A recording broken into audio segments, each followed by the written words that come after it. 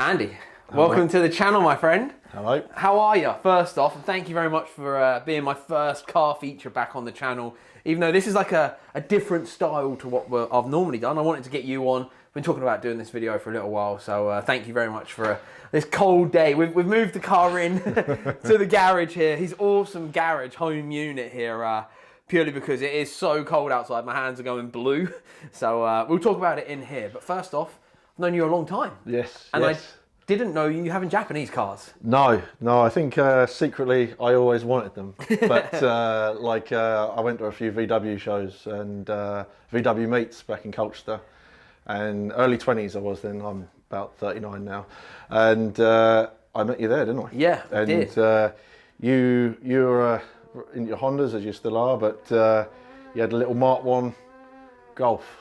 We met in Colchester, yeah, and I turned up as the resident Japanese head. Yes, yeah, I think I probably didn't start talking to you till you had your Mark 1 Golf. Yeah, and, Ronnie.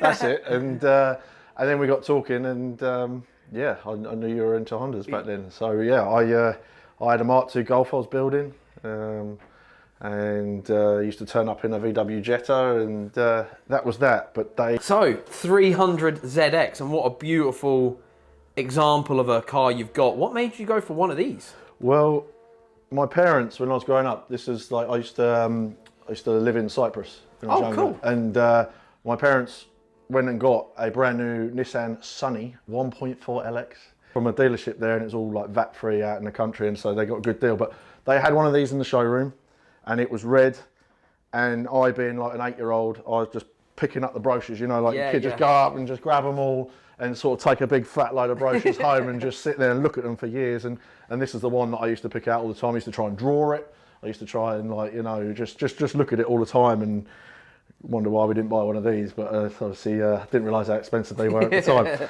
So the opportunity come up on my 35th birthday. I was just like, you know what, it's now or never. I need to get into this Japanese stuff, and I want something rear wheel drive, good power, all them boxes, and this come back into mind. And one of these come up for sale, really good price on it. It was an automatic when I first got it, and I just saw it, I had to have it. So I bought it in secret, didn't tell my wife, didn't say anything like that, and it just suddenly turned up. I did buy it blind, actually. I didn't really. I got a guy to do a video call. He'd give me the tour around it. I was getting him to crawl under there with like with like a torch, and, you know, shining, and it was a bit of a risk. And the key thing with it was it had only done at the time, I think, something like 21,000 miles. Wow! And it was like, is it an import first off? Sorry. Yeah. It's a JDM import. So it's a Fairlady. Yeah, that's it. Cool. And so going through it with the guy, they'd imported it, and it'd been sat there for ages with them. I think they tend to they're specialised in supercars, and I don't know why they had it. Well, it's a Japanese supercar. Yeah, I suppose. Yeah. Don't go into all about the headlights and all that later. But yeah, so it just just come about from that really, and awesome. I got it delivered on the driveway. It didn't look anything like this. It looked like it had been polished with a brick. And I don't know if it's the same on all Japanese cars, but the paint is soft as hell. Yes, that is a very Japanese car. Yeah, and like, I've never worked on cars like that. VWs, you can just kind of like hang off a DA on them and nothing happens. And this, it was like, oh my God, I took some paint off the handles first time I did it. And it was like, oh, right, this isn't the same thing. So, so over the years, I've just, worked on bits of it, and it is as you see it today. But tell me what you've done to it since you first got your hands on this car. Well, first of all, sorry to interrupt you. I have to say, just looking at it from a guy that is a Japanese car enjoyer, I love seeing how OEM it is still. I understand you've got the wheels around here that are eventually going to end up on the car. Yeah. But the interior, which we'll show people in a minute, I've obviously got clips already of it, but we'll talk about it and then I'll make the video. Well, but it looks so cool and like stuff like that. So what have you done to it since you first got your hands on it? I've had a complete overhaul on the engine, as in timing gear, all that sort of stuff, and belts, etc. All redone and refresh. But then underneath, I knew I wanted to run stupid wheels on it and lower it. So all underneath, it's just had every driftwork arm that they make. Cool. Even though I don't know anything about drifting and probably will never drift this, I just know that you can change the camber and the track width and everything you want with all their gear. So I went and bought everything, got it all fitted for a garage in Auto Shack in Bredfield, which Lee did a load of that work for me and Ron.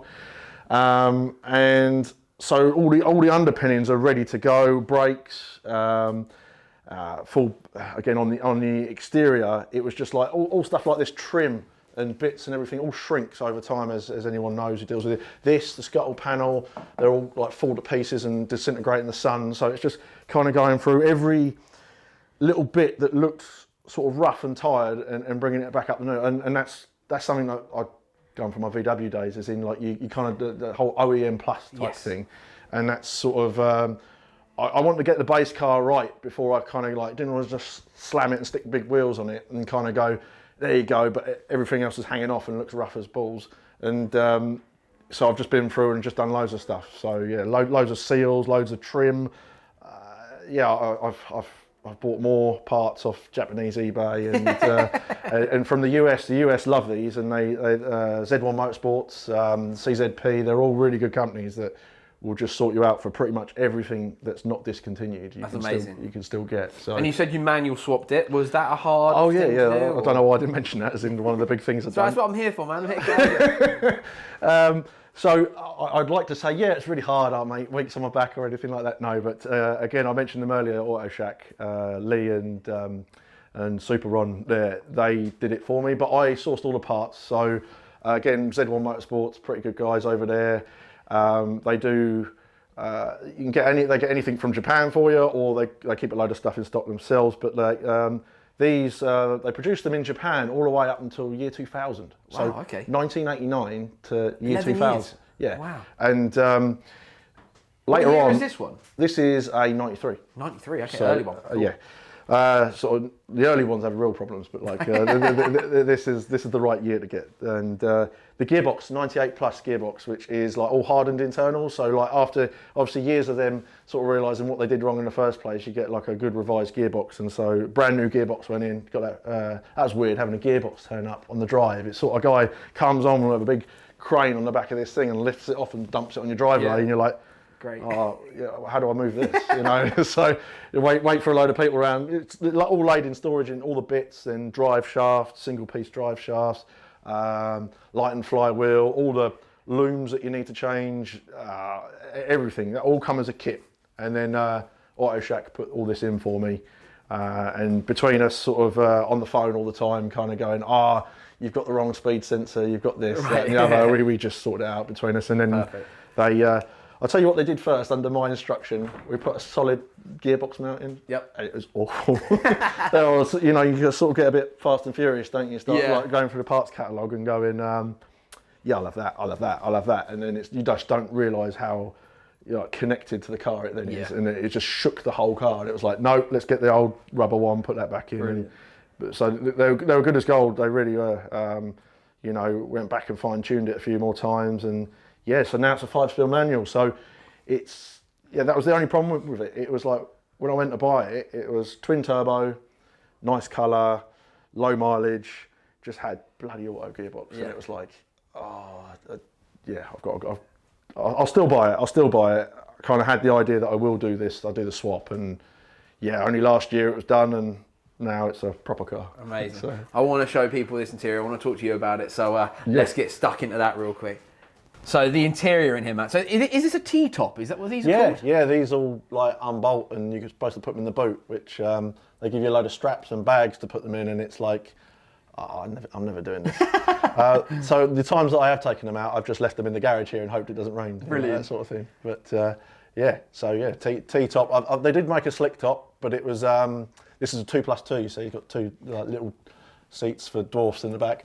And yeah, in the non 2+2, they do like a slick top, and they're supposed to be like the sort of unicorn, the rarer one to have out of all of them. But yeah, like, I don't mind this. I think it's a bit of sort of late 80s, early 90s nostalgia kind of goes with it all. So, well, yeah. Going to the 80s, I mean, these carpets in this car are amazing. They look straight out of a Miami strip club. Not that I've ever been to one, I know that. I'm just going off of just what I imagine. But yeah, they are so cool with the thick. Yeah. Let me see if I can put the camera here so you can kind of, let me just touch this real quick so you can see how deep like that is into your finger. Like, look how deep the shag carpet is. That is so cool. I know, it's weird. It's like almost like a Lexus type thing or something. I don't know what it is. Real VIP I don't know. Carpet. I love that. Also, something that I noticed that I didn't expect to see is they have electric seats. Yeah, well, full tilt and everything. They're a bit, you know, a little bit slow, and there are stories of them sort of going wrong over the years, like old electronics do. But these ones are still holding up all right. Yeah. The velour is a little bit, you know, it's sort of not everyone's taste. Oh, I love it. I think though that if you are from our generation, this is what we had. This was just what it was back in them days. So seeing them in such good condition and the feeling brings back a lot of fag hole burns. You know, like every seat's like this, you're just getting there's a little fag hole burn. It's like, I just wish it didn't have that. But apparently these are supposed to be styled on like Star Trek. You know, like the commander's chair, like that sort of thing. All this, I don't know. I didn't. They look awesome. I'm a massive Star Trek fan, so wouldn't know. As we get a bit further in, we've got the slick dashboard. I love these. So I need to tell a little boring story real quick. But when I got my first job, the warehouse manager would pick me up, like the business owner would come and pick me up on the way, and he had one of these, but it was a proper 90s chav one, you know, like big body kit, auto, no turbo, like yellow leather in the middle. It was horrible, but I always remembered the dashboard, and I thought it was so cool. Like, what a cool thing with all the dials up around, almost R32 like.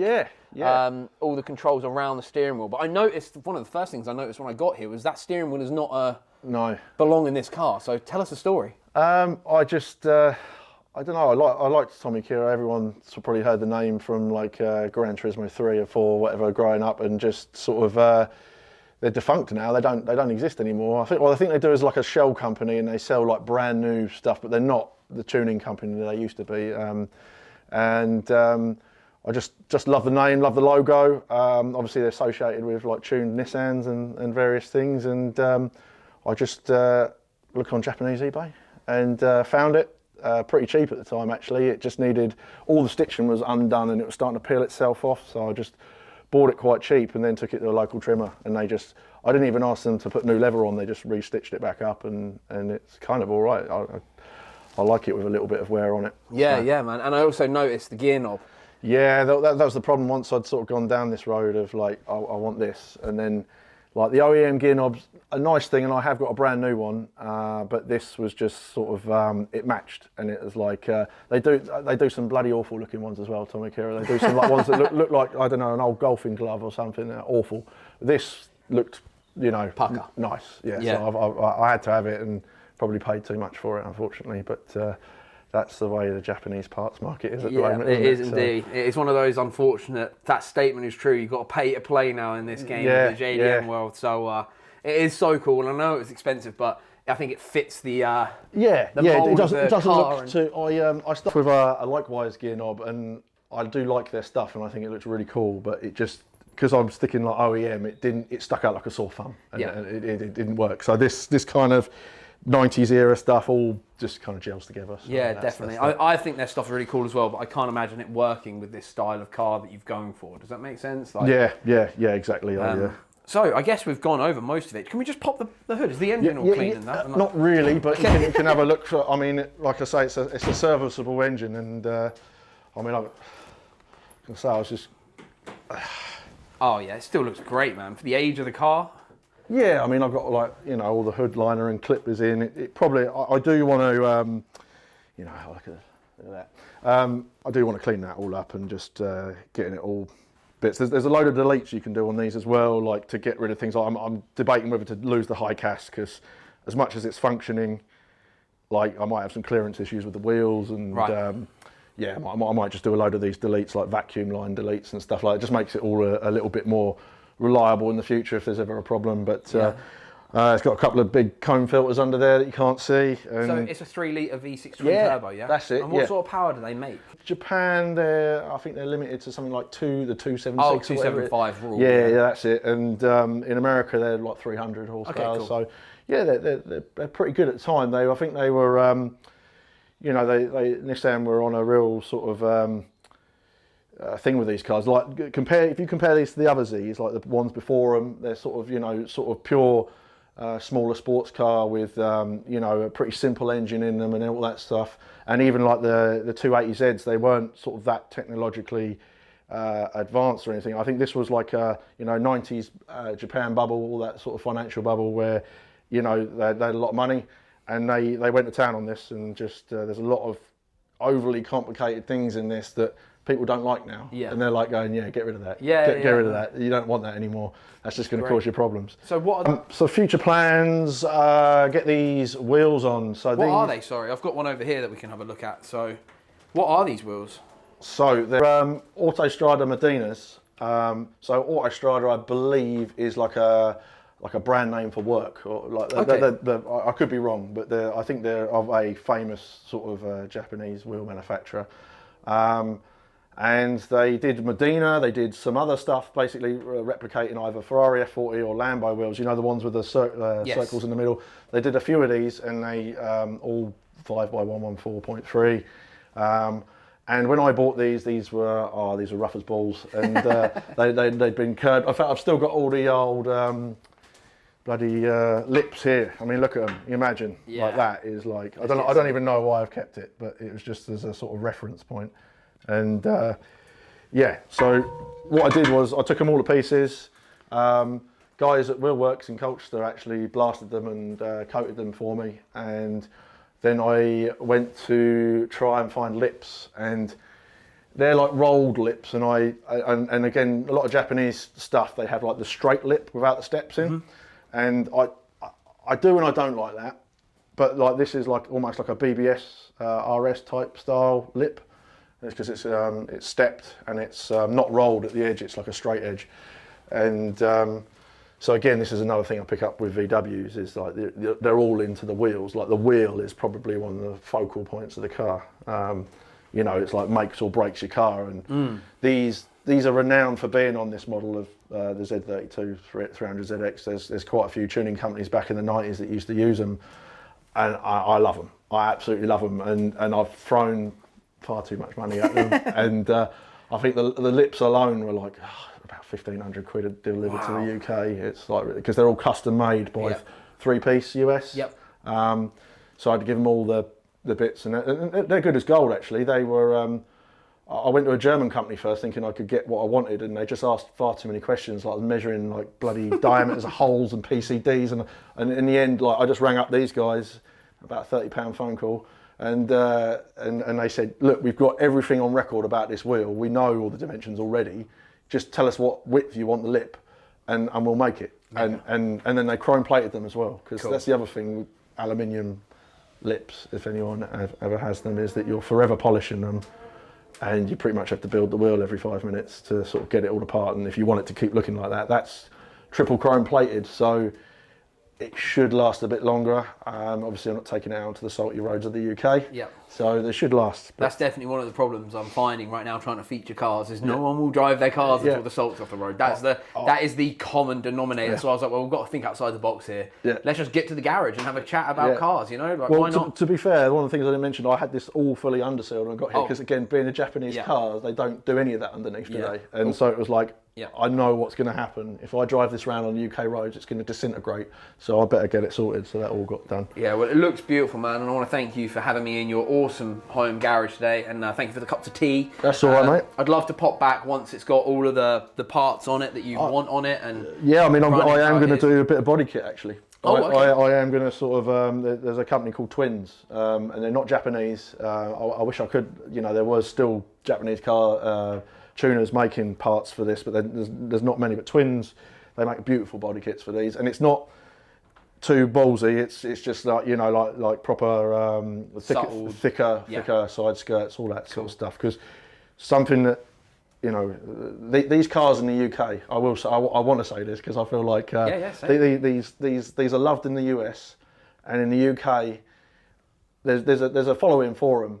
But God, in the UK, why do we do some of the stuff we do to these? If you look up 300ZX on Google, you will find a lime green one with tribal bloody patterns all over them. You'll find like bright yellow ones that got all like the proper max power era, like ones that, like, you know, like, granted it is a veil side kit, but it looks like a thing or something. By the time you, sorry, I don't know. No, I'll beep it out. It's good. Yeah, it looks like a dolphin, like, or some sort of aquatic animal by the time they've finished with it. or people from the UK, what they tend to do is you can take all the light bars out the back and then like Ferrari style backlights. Yeah, and then, I know exactly what you mean. And then they put like a massive bastard wing on the back of it that is like, you know, and then they do buy these wheels and then they try and make it look like a Ferrari. I thought, and they're like, oh look, it's like a Lamborghini or something. It's like, no, it's not. Just do it right. Just do it right. And unfortunately, in the UK, these aren't really considered like as valuable cars as I think they should be. You know, everyone sort of says what a great driver's car they are, and you know, the power, everything that's put together. You know, there's not, in my opinion, another Z that is, you know, has got everything this has. And 240Z, yeah, I'd love one of them, but I still want a house. So, yeah, this for me, you know, you go to the 350Z and the 370Z. There's nothing wrong with them, but they just haven't got the turbos in them. The previous turbo model didn't have as much power, didn't have as much stuff in it, didn't look as nice. I mean, yeah, they just don't get the justice they deserve, I think. And you know, people compare them to like Skylines and stuff. They're not a Skyline, they're a Z. You know, a completely different thing. Yeah. And you know, but I am glad that they don't get as much hype as a bloody R32 or something, because I wouldn't be able to afford one or buy parts for it. So, so well, I will say that about it. I want to say again, thank you for having us down, and hopefully you'll have me back once it's all done. So. Like, I'm not very quick with this sort of stuff. You don't need to be, man. I'm not going anywhere. So, I really appreciate it, man. Thank you. No, that's all right, mate. Take care. So here we have it, Andy's 300ZX Fairlady Z. First times we've come back to check out a build that hasn't finished yet. We did it previously with Violent D. I really enjoyed making it, and you guys seem to really enjoy watching it. So make sure you show Andy some love. His Instagram's on the screen right here. Subscribe to the channel to stay up to date with the car builds. We're going to be trying to get around a lot of the local Essex and Suffolk boys cars and girls, where we're based, and non-binary. We're not, you know, it's 2023. We've got lots of cars to check out, lots of great people to meet, and lots of car conversations to have. This is going to become a staple on the channel. So make sure you subscribe, and I'll see you again soon. Thank you very much, guys. I'm just going to walk off camera over here because I don't really know what to do now. I didn't plan that through, really, did I?